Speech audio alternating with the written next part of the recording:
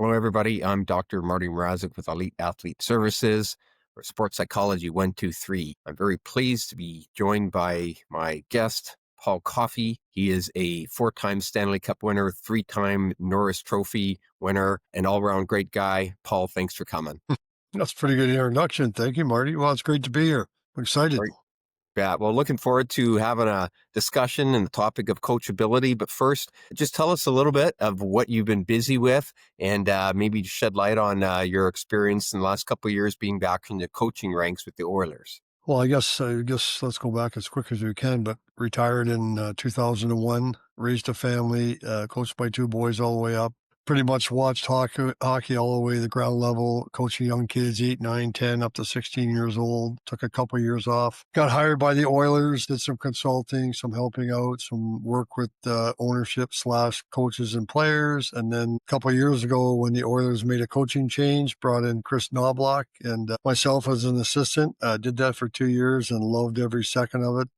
Went to the Stanley Cup finals twice. Didn't win, but let's hope they can win this year. And it was a great learning experience for me, having had the chance to play with the likes of Wayne Gretzky, Mario Lemieux, Mark Messier in their prime, and then being up close and personal, watching Connor McDavid, Leon Draisaitl, and company every single day. And it was a lot of fun. Yeah, I can imagine. And just tell me a little bit about the coaching side of things for you to jump into that coaching role. I'm sure there was lots of adjustments and things as a former elite player and then being in the coaching. What were some of the things that you learned about being a coach? Well, the one thing I learned, and I learned a lot from, is Chris Knobloch. Very, very, very smart guy, very technical, doesn't leave a rock left unturned. I'm a little bit more of a field guy, relate to my past experiences behind the bench, and I think we worked well together.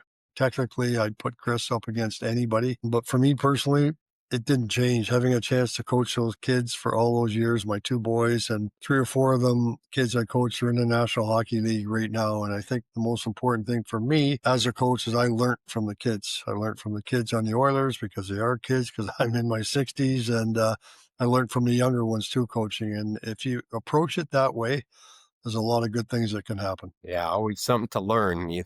They say that they can teach an old dog a new trick, and I think that's very true at any phase of life, especially when coaching. Yeah, as soon as you think you know it all, you're done. And the most important thing, again, whether you're coaching 8-year-olds or 18-year-olds or 25 and 30 years old, like I had a chance to do in Edmonton, it's all about them. Your job is to make them better. Your job is to fill them with positive thoughts every single day.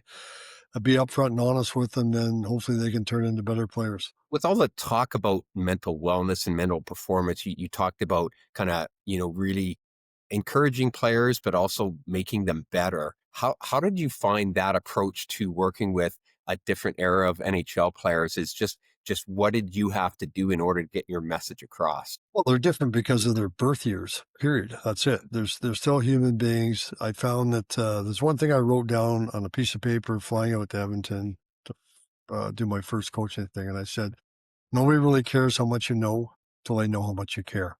And that's the philosophy I had with those defensemen. They knew I had their back and was there for them every single day. And, to me, there's 3 kinds of athletes, maybe a lot more, but 3 I like to categorize them. The average player, for the most part, just wants to be left alone, wants to do his thing. The good ones want to be coached. The greats, the Connor McDavids, the Leon Draisaitl's, Evan Bouchard, Nurse, etc. They want the truth. And I was truthful with those guys every single day, and they gave it back to me in spades, and they were the reason the team went as far as it did. But I think the most important thing as a coach is you have to trust them.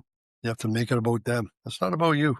Marty, it's very simple. What makes a good coach? What do you think? What makes a good coach? One word. I like your word, honest. Players. You could be the greatest coach in the world. You don't have good players, you're not a good coach.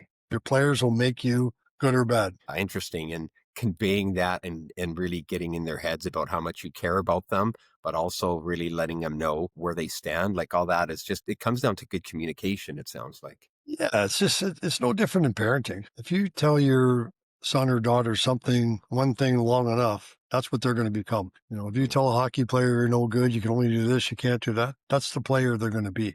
If you set your expectations high for them because you know they can do it, you'd be surprised about good things they can do. Love that. So we're going to dive into the sports psychology 1, 2, 3, one athlete, 2 minutes, 3 questions. And I'm going to ask you a few questions and just give us your quick hitters. Give us your thoughts on these questions. And we're going to talk about the question of coachability. And so my first question or point is, to be successful in today's game, a player must be coachable. Yeah, must be commotion, must be committed, and have confidence. If a player's got no confidence, you're not going to go anywhere. When you think of players that are coachable, what are some things that you notice or you observe in players that really are dialed into being a coachable versus those that are not coachable? Well, for starters, I like to think every player is coachable. There's a way of pushing a button somewhere in there. You just got to find it. Some guys you leave alone. Some guys you got to hit them between the eye early and often to get the point across, and those guys will respond to you.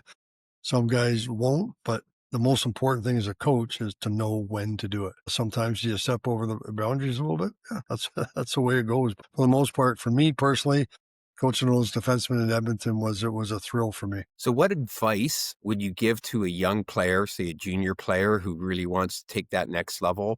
What advice would you give to them about being a coachable player? What would you say? Well, there's two things I always say. Listen to your coach. Whether you think he's right or wrong, listen to your coach. And if you have a problem with him, go sit down and talk to him. And the other thing is listen to your parents. Your parents are the most important people in your life. I mean, there's a bunch of other noise out there you don't need to worry about. Listen to your coach, good or bad, listen to your coach. But really listening to those important voices in your life seems to be key. One last question for you, Paul, is when you think of players that were coachable, examples of players, situations that you saw when a player like really, okay, he had to learn to be coachable. Can you give us some examples of what that looked like? Maybe in the experience that you had with the Oilers, but what were some examples of a player really dialing into being a coachable player? Well, I mean, I look back when I was pro, and that was in the 80s and 90s. And, your best players are usually your hardest workers and the most coachable. Are they stubborn? Do they dig in? Yes, but that's what makes them great. Connor McDavid, very coachable. Connor just wants to play. Leon, same thing, very coachable. For myself in the back end, I had leaders back there, Ekholm being one of them.